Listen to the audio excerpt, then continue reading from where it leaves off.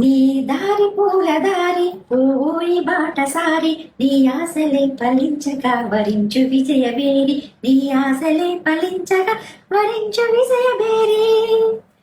ఇదంతా ఎందుకంటారా, మనం ఏదైనా ఒక లక్ష్యాన్ని సాధించాలంటే మనం ప్రతి ఒక్కరికి ఒక లక్ష్యం ఉంటుంది. ఎవరి టాలెంట్ వాళ్ళకు ఉంటుంది. ఎవరికి ఏదో ఒక టాలెంట్ ఉంటుంది ప్రతి ఒక్కరిలో కూడా. ఆ టాలెంట్ని బయటకు తీయాలంటే మనలో ఒక నమ్మకాన్ని, ఒక ధైర్యాన్ని పెంపొందించుకోవాలి, ఒక వినయాన్ని పెంపొందించుకోవాలి.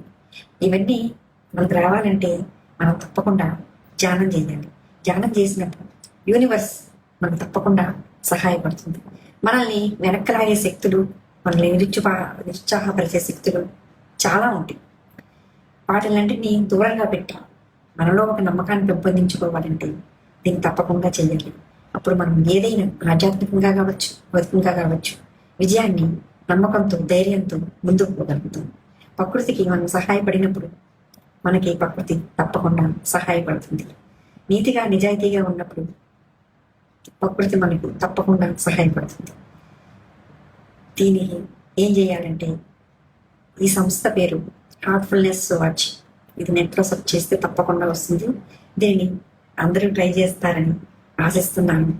అందరూ ట్రై చేసి ఏదైనా సరే